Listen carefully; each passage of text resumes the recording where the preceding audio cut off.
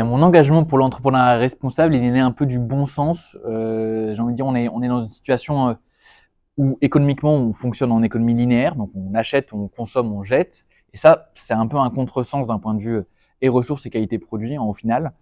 Et en fait, tout ça, c'est né à la base de la volonté de créer une marque de vêtements éco-responsables avec la logique d'expédier vers des clients et de faire moins pire que ce qui existe. Et en fait, en expédiant chez les clients, je crée du déchet chez les clients par l'emballage. Donc, j'essaie de récupérer l'emballage pour pouvoir le revaloriser, d'abord en le récupérant et ensuite en le réemployant. Et une énorme différence entre réemploi et recyclage, parce que le recyclage, on va le détruire, et le réemploi, on va le réutiliser tel quel. Donc, c'est pour ça qu'on a choisi le réemploi, qui a un impact qui est quasiment 8 fois moins important, enfin, ouais, un impact 8 fois moins important que du recyclage, typiquement.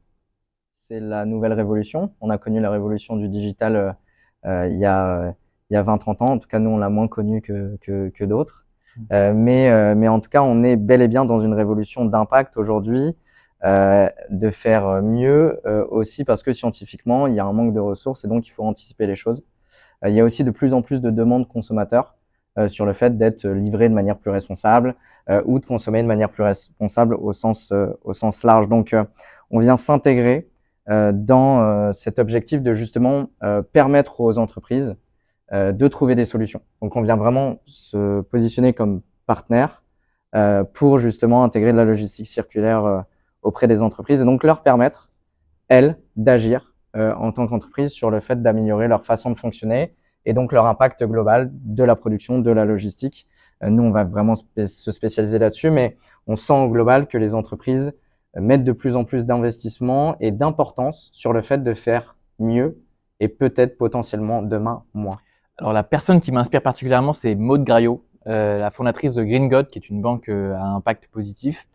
Et ce que je trouve très fort chez elle, c'est notamment qu'elle a réussi à prendre des codes du milieu bancaire existant et qu'elle a réussi à les transformer en disant c'est pas immuable, on peut l'utiliser ces codes-là pour en faire quelque chose de bien et quelque chose de environnementalement positif pour le bien commun.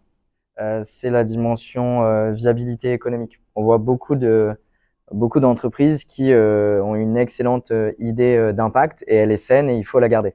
Et il faut la maintenir au cœur de sa mission. On dit souvent avec Baptiste qu'il faut tomber amoureux de son problème.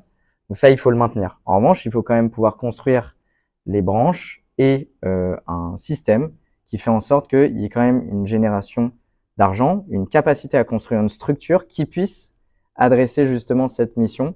On a tendance au début d'une entreprise à impact de vouloir du coup tout régler comme souci. Le mieux, ça reste quand même d'en choisir un, de choisir un combat, de s'y tenir et de construire une structure qui permette de vraiment adresser ce combat avec un impact fort. C'est ce qu'on essaye de faire chez Rutech dans la réduction des déchets d'emballage des entreprises. On le répète, on le martèle et on essaye de construire la structure autour et les bonnes solutions pour pouvoir le faire.